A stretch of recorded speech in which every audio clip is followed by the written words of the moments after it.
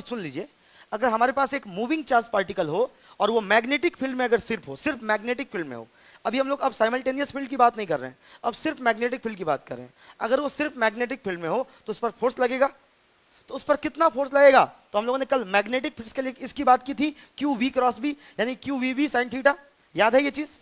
तो अगर हमारे पास एक करंट कैरिंग कंडक्टर हो जाए, अगर हमारे पास एक करंट कैरिंग कंडक्टर हो जाए, हमारे पास मान लीजिए कि एक करंट कैरिंग कंडक्टर है, और इस करंट कैरिंग कंडक्टर का मतलब क्या है?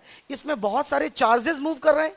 तो करंट कैरिंग कंडक्टर को हम लोग इस तरीके से भी तो सोच सकते हैं, ये ग्रुप ऑफ मूविंग चार्जेस है या ये हर्ड ऑफ मूविंग चार्जेस है, बहुत सारे चार्जेस एक साथ मूव कर रहे हैं।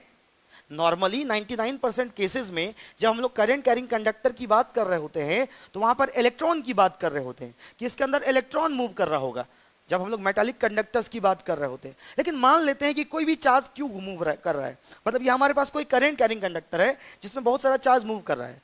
तो इस करंट कैरिंग कंडक्टर को अगर हम मैग्नेटिक फील्ड में रख दें, अगर किसी चुंबकीय क्षेत्र में रख दें, तो वो चुंबकीय क्षेत्र इस पर भी बल लगाने का काम करेगा, वो मैग्नेटिक फोर्स इस कंडक्टर पर भी फोर्स लगाने का काम करेगा। कैसे? तो इसके एक एक मूविंग चार्ज पर फोर्स लगेगा, और एक एक मूविंग चार्ज पर फोर्स लगते लगते लगते लगते इस पूरे कंडक्टर पर फोर्स लग जाएगा। अब मेरी बात समझ पा रहे हैं? तो एक टॉपिक बनता है force on A current carrying conductor placed in magnetic field. मतलब अगर हमारे पास एक करंट कैरिंग कंडक्टर है, मतलब एक ऐसा तार है, एक ऐसा वायर है जिससे करंट फ्लो कर रहा है, और उस वायर को अगर हम मैग्नेटिक फील्ड में रख देते हैं, चुंबकीय क्षेत्र में रख देते हैं, तो उस पर कितना फोर्स लगेगा, ये कॉन्सेप्ट बनता है। तो बड़े आसानी से हम लोग इसको डिराइव कर लेते हैं। बोर्ड एग्जाम में, नॉर्मली स्टेट बोर्ड में, हमारे बिहार बोर्ड में इस पर डेरिवेशन आता है 5 नंबर का, और सीबीएसई में इस पर न्यूमेरिकल बेस्ड प्रॉब्लम्स आते हैं। तो फिलहाल आज हम लोग डेरिवेशन करेंगे, फिर इस पर क्वेश्चंस भी हम लोग क्लास में करेंगे, है ना। तो अगला जो हमारा टॉपिक होगा इसके बाद, वो टॉपिक होगा force on A current carrying conductor in magnetic field.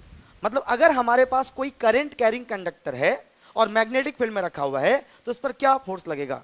मैं कहूंगा कि बिहार बोर्ड वाले बच्चों के लिए ये डेरिवेशन में वीवीआई टॉपिक है, और सीबीएसई वाले बच्चों के लिए न्यूमेरिकल्स यहां से बनता है, ठीक है।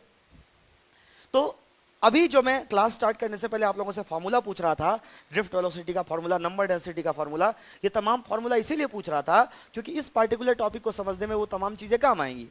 तो प्यारे बच्चों, एक चीज समझिए, हमने यहां पर लिखा है let us consider a straight current carrying conductor. मतलब हमारे पास एक स्ट्रेट करंट कैरिंग कंडक्टर है जिसका नंबर डेंसिटी, जिसके चार्ज कैरियर का, नॉर्मली करंट कैरिंग कंडक्टर का चार्ज कैरियर इलेक्ट्रॉन होता है, लेकिन इलेक्ट्रॉन ही क्यों ले हम? अल्फा पार्टिकल्स भी ले सकते हैं, प्रोटॉन्स भी ले सकते हैं, अगर मूव करवाने की औकात है हमारी तो हम दूसरे आयंस को भी मूव करवा सकते हैं। तो मैंने एक एजम्पशन लिया है कि मेरे पास एक करंट कैरिंग कंडक्टर है, ठीक है, जिस करंट कैरिंग कंडक्टर में जो चार्ज कैरियर है वो क्यू है, और इस चार्ज कैरियर का जो नंबर डेंसिटी है वो स्मॉल n है, और ये पूरा कंडक्टर एक मैग्नेटिक फील्ड में रखा हुआ है। मतलब पहले तो मैं आपको समझा देता हूं कि हमारे पास क्या है, ठीक है। हमने ये एज्यूम किया है कि हमारे पास इस तरीके से एक मैग्नेटिक फील्ड है, ठीक है। ये हमारे पास सपोज करो एक मैग्नेटिक फील्ड है ना, और इस मैग्नेटिक फील्ड में प्यारे बच्चों हमने क्या कर दिया है, एक कंडक्टर को रख दिया है, एक कंडक्टर को रख दिया है, ठीक है। ये मान लीजिए कि हमारे पास एक कंडक्टर है जो इस मैग्नेटिक फील्ड में रखा हुआ है। ये मान लीजिए हमारे पास कंडक्टर है।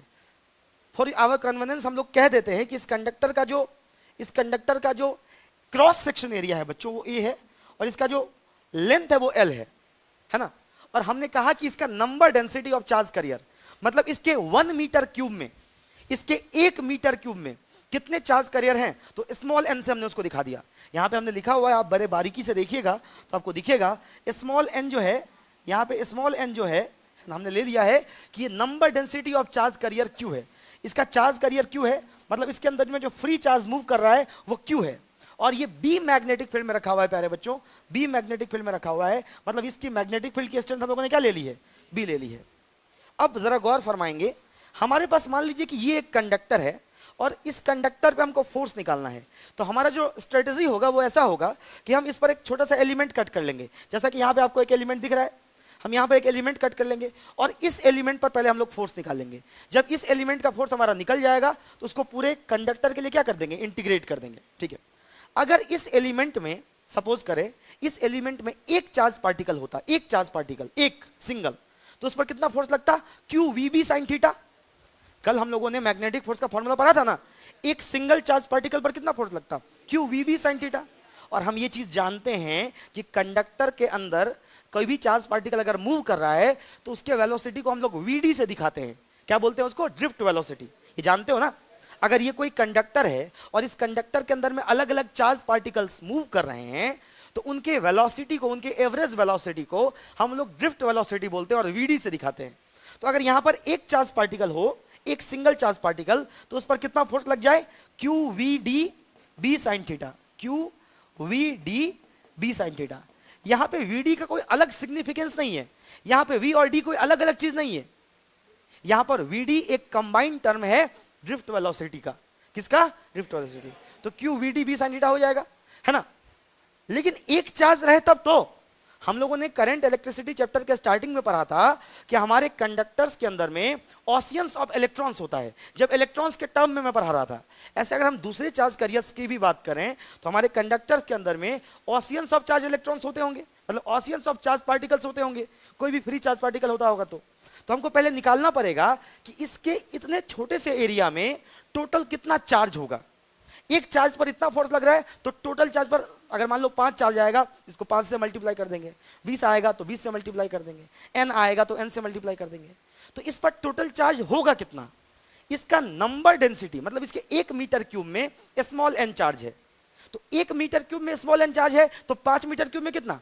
5 गुने स्मॉल n, नहीं, यह स्मॉल n गुने 5, 10 मीटर में, 10 मीटर क्यूब में स्मॉल n गुने 10 मीटर क्यूब। अब इस छोटे से एलिमेंट का मुझे नहीं मालूम कि क्या वॉल्यूम है, तो मैं एक काम करूंगा ना, इसके क्रॉस सेक्शन एरिया को, इसका जो क्रॉस सेक्शन एरिया है, इसको इसके लेंथ से गुना कर दूंगा तो इसका वॉल्यूम निकल जाएगा। और नंबर डेंसिटी को अगर वॉल्यूम से गुना कर दिया जाए, नंबर डेंसिटी का मतलब होता है number of charge per unit volume, मतलब इकाई वॉल्यूम में कितना चार्ज है। इसको अगर वॉल्यूम से गुना कर दिया जाए तो ऑटोमेटिकली हमारे पास नंबर ऑफ चार्ज निकल जाएगा। जब हमारे पास नंबर ऑफ चार्ज निकल जाएगा तो एक चार्ज पर इतना फोर्स लग रहा है, हम नंबर ऑफ चार्ज से गुना कर देंगे तो इस पूरे एलिमेंट पर फोर्स निकल जाएगा, और वो इस एलिमेंट पर फोर्स निकलेगा। अगर पूरे कंडक्टर पर निकलना है, उसी को क्या कर देंगे? इंटीग्रेट कर देंगे। मेरी बात समझ पा रहे हो? हम क्या करने वाले हैं, समझ में आ रहा है? बहुत ही क्रिस्टल तरीके से समझो, क्लियर तरीके से समझो, बहुत ही क्लियर तरीके से समझो, ताकि ये डेरिवेशन तुम खुद से भी कर सको, ठीक है? तो बच्चों, सबसे पहले मैं क्या करता हूं, यहां पर एक छोटा सा एलिमेंट कट करता हूं, डीएल लेंथ का। कितना लेंथ का? डीएल लेंथ का। और ये चीज तो आपको समझ आ ही गया होगा कि इस कंडक्टर से हम लोग क्या एज्यूम कर लेते हैं, कितना करंट फ्लो कर रहा है? I current. कितना करंट? आई करंट, ठीक है? तो अब एक दो बातों को हमें सीखना होगा यहां पर। सबसे पहली चीज जो मैं यहां लिखूंगा, सबसे पहली चीज ये लिखूंगा कि यहां पर पहले निकालते हैं हम लोग नंबर ऑफ चार्जेस या charge carriers, number of charge carriers in small element. जो हमारे पास छोटा सा एलिमेंट है, स्मॉल एलिमेंट, इस स्मॉल एलिमेंट में कितना नंबर ऑफ चार्ज होगा। जो स्मॉल एलिमेंट हमारे पास डीएल लेंथ का है, तो देखो इसको हम लोग अगर कैपिटल एन से दिखाते हैं तो नंबर डेंसिटी है स्मॉल एन। नंबर डेंसिटी मतलब 1 मीटर क्यूब में कितना चार्ज होगा, और इसका अगर area, cross section area A है और इस छोटकू से एलिमेंट का लेंथ डीएल है, तो इसका वॉल्यूम क्या हो जाएगा? N A into DL. A into DL volume हो जाएगा, तो टोटल नंबर ऑफ चार्ज हो जाएगा एन ए डीएल। ये सबको समझ में आता है? बोलो यस और नो। क्लियर है ये चीज? चलो अब हम लोग निकालते हैं magnetic force on small element. Small element पर जो फोर्स लगेगा वो फोर्स भी क्या होगा? छोटू सा फोर्स होगा। तो अगर बाबू मेरे, अगर एक चार्ज होता, इस छोटू से एलिमेंट में एक चार्ज होता, तो उस पर कितना फोर्स लगता? उस पर लगता Q V D B sine theta. अगर एक सिंगल चार्ज होता तो, लेकिन यहां पे टोटल चार्ज कितना है? N A DL. तो ये क्या लग जाएगा? N A DL. आप लोग सहमत है मेरी बातों से? ये हम लोगों ने बस नंबर ऑफ चार्ज से मल्टीप्लाई कर दिया। ये फॉर्मूला दिख बहुत बना रहा है, N A D L Q V D B sine theta, लेकिन डरना नहीं है इससे। V D B sine theta, ये तो मैग्नेटिक फोर्स हो गया एक चार्ज का, इसको हम लोग नंबर से मल्टीप्लाई कर दिए। यहां तक में कोई कंफ्यूजन है किसी का? Everything is clear? Crystal clear है सब कुछ? चलो अब आगे चलते हैं प्यारे बच्चों। अब थोड़ा सा रीअरेंजमेंट करेंगे, यहां पर थोड़ा सा रीअरेंजमेंट करेंगे। तुमको अगर तुम्हारी पुरानी बातें याद हो तो एक चीज मैं तुमको कहना चाहूंगा। करंट का तुमने एक फॉर्मूला पढ़ा था, इसको मैं थोड़ा सा रीअरेंज कर रहा हूं, सब लोग बोर्ड पर देखना अच्छे से। इसमें मैं क्या कर रहा हूं, N Q A V D, इसको मैं एक साथ लिख रहा हूं। क्यों लिख रहा हूं? तुम्हें से आधे बच्चों को समझ में आ गया होगा। N E A V D, ये करंट का फॉर्मूला होता था। तो वहां पर हम लोग चार्ज करियर इलेक्ट्रॉन को मानते थे, तो NeAVD होता था। यहां पे हम लोगों ने चार्ज करियर Q को माना है, तो NQAVD ये हो जाएगा करंट का फॉर्मूला। मैं इसीलिए आपसे फॉर्मूला पूछ रहा था। मैं जब क्लास शुरू करते हुए आपसे फॉर्मूला पूछ रहा था तो आपको बेइज्जत करने के लिए नहीं पूछ रहा था, मुझे आंसर चाहिए था ताकि मैं क्लास को आगे लेकर के जा सकूं, ठीक है। और NQAVD को हटाने के बाद यहां पे क्या बच जाता है, DLB sin theta, DLB sin theta. अब थोड़ा सा अगर बुद्धि लगाओ तो हम लोग लिख सकते हैं DF इक्वल टू कितना, IDLB sin थीटा। सर ऐसा आपने कैसे लिख दिया, क्योंकि I बराबर होता है NeAVD अगर इलेक्ट्रॉन चार्ज करियर हो तो, और अगर इलेक्ट्रॉन चार्ज करियर नहीं है तो हम लोग क्या लिख सकते हैं इसको, NQAVD। समझ में आई मेरी बात। तो ये हमारे पास वर्किंग फॉर्मूला आ गया। छोटू से एलिमेंट पर, छोटू से एलिमेंट पर कितना फोर्स लगेगा उसका, छोटू से एलिमेंट पर लगने वाला फोर्स हमारा निकल गया कि छोटू से एलिमेंट पर कितना फोर्स लगेगा, ये हमने निकाल के दे दिया। छोटू से एलिमेंट पर आइडियल B sin थीटा के बराबर फोर्स लगेगा, ठीक है। अब इसको अगर वेक्टर फॉर्म में लिखना हो, वी ऑल नो कि फोर्स एक वेक्टर क्वांटिटी है, तो इसको अगर फोर्स को अगर वेक्टर के फॉर्म में लिखना है तो कैसे लिखेंगे।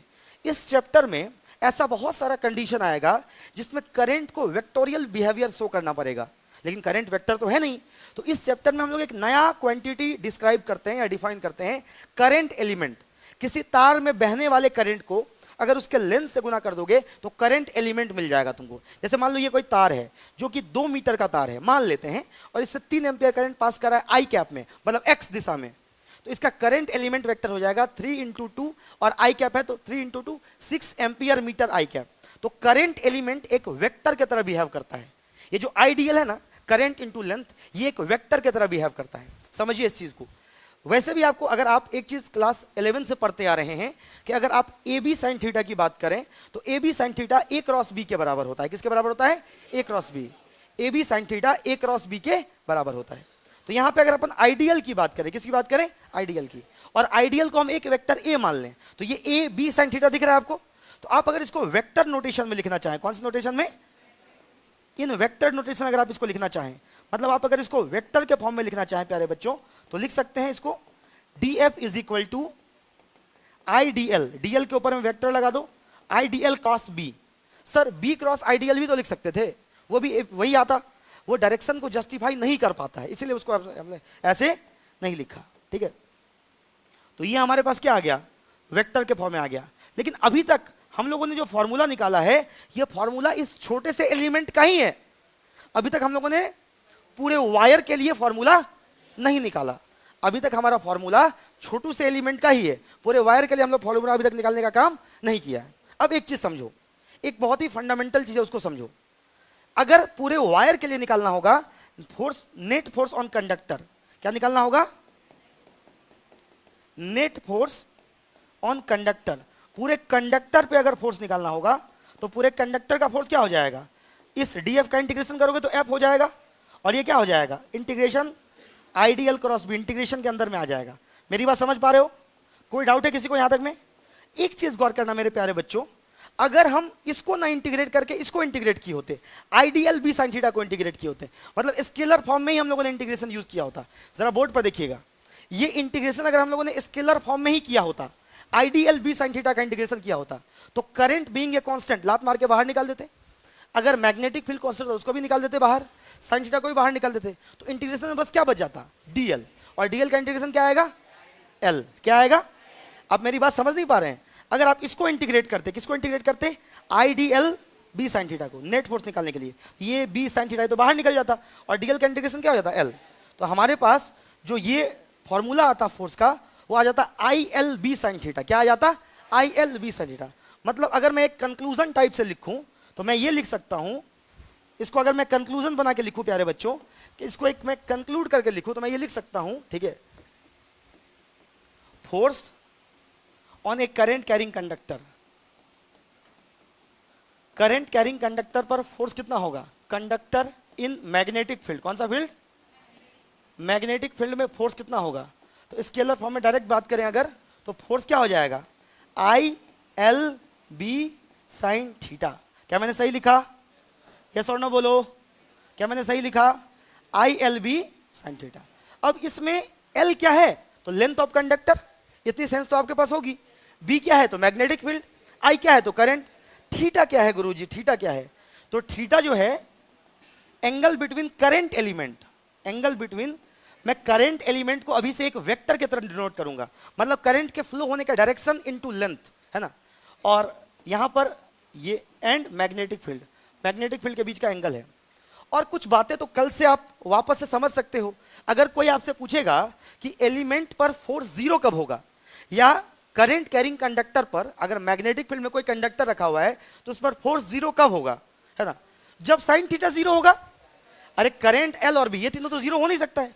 अगर आपने कल के क्लास को अटेंड किया है, नहीं किया तो पिछले वीडियो लेक्चर को देख लीजिए, मैंने यही पढ़ाया था ना आप लोगों को। कल के ऑफलाइन लेक्चर में और साथ साथ वीडियो लेक्चर दोनों में सेम चीज हुआ था कि अगर आपको आपके करंट का मतलब अगर मूविंग चार्ज पर फोर्स लगाना है जीरो, तो उसके लिए साइन थीटा किसके बराबर होना चाहिए, जीरो के बराबर होना चाहिए। वेलोसिटी जीरो वाला केस तो यहाँ पे चलेगा नहीं, क्योंकि करंट है तो वेलोसिटी जीरो हो नहीं सकता। तो हम लोग अगर देखें, क्या देखें, केस ऑफ क्या देखें, जीरो मैग्नेटिक फोर्स, मतलब जीरो मैग्नेटिक फोर्स का अगर केस देखें तो जीरो मैग्नेटिक फोर्स कब कब हो सकता है, जब थीटा बराबर क्या हो, 0 डिग्री, या थीटा बराबर क्या हो, मतलब जब करंट मैग्नेटिक फील्ड के पैरेलल मूव करे, मतलब करंट एलिमेंट क्या हो, मैग्नेटिक फील्ड के क्या हो, पैरेलल। मतलब अगर मैग्नेटिक फील्ड आगे की ओर है और तार में करंट भी आगे फ्लो कर रहा है, उस केस में थीटा जीरो तो साइन थीटा कितना, जीरो, साइन थीटा जीरो तो फोर्स कितना, जीरो। अगर मान लो करंट एलिमेंट, करंट मान लो मैग्नेटिक फील्ड का ऑपोजिट मूव कर रहा है, मैग्नेटिक फील्ड है, सपोज करो बच्चे बोर्ड पर देखो, मैग्नेटिक फील्ड है आगे की ओर और करंट मान लो, इसको पीछे की ओर ले लेते हैं मैग्नेटिक फील्ड को, मैग्नेटिक फील्ड है पीछे की ओर और करंट है आगे की ओर, तो यहां पर थीटा कितना होगा 180 और साइन 180 कितना हो जाएगा, तो फोर्स भी कितना हो जाएगा। इस फॉर्मूले में साइन की जगह पे जीरो पुट कर दे। और आप लोग ही मुझे बताओ, आप लोग मुझे कन्वे करो कि यहां पर मैक्सिमम फोर्स कब आएगा, केस ऑफ मैक्सिमम फोर्स। तो कल मैंने पढ़ाया था कि मैक्सिमम मैग्नेटिक फोर्स के लिए क्या कंडीशन है, साइन थीटा को मैक्सिमम होना पड़ेगा, साइन थीटा को क्या होना पड़ेगा, साइन थीटा को मैक्सिमम होना पड़ेगा। मतलब साइन थीटा किसके बराबर, साइन थीटा 1 के बराबर, यानी थीटा किसके बराबर, 90 डिग्री के बराबर। तो ये मैंने पढ़ा दिया था। अगर मैग्नेटिक फील्ड आगे की ओर जा रहा है और करंट फ्लो कर रहा है किधर, परपेंडिकुलर उसके, मतलब अगर करंट एलिमेंट, बच्चे बोर्ड पर देखेंगे, अगर करंट एलिमेंट परपेंडिकुलर हो गया किसके, मैग्नेटिक फील्ड के, तो उस केस में क्या हो जाएगा, फोर्स क्या हो जाएगा, मैक्सिमम। और मैक्सिमम फोर्स क्या आएगा, ILB इंटू साइन 90, साइन 90 कितना होता है 1, तो ये क्या आ जाएगा ILB, ये क्या हो जाएगा ILB। समझ में आया। तो ये हम लोगों ने आज के लेक्चर में देखा मेनली कि लॉरेंज फोर्स क्या होता है और किसी भी करंट कैरिंग कंडक्टर पर मैग्नेटिक फोर्स कितना लग रहा होता है। आने वाले लेक्चर्स में हम इस पर न्यूमेरिकल्स करके इसके कॉन्सेप्ट को और रॉबस्ट बनाने का काम करेंगे। ठीक है, आज के लेक्चर को यहीं खत्म करते हैं।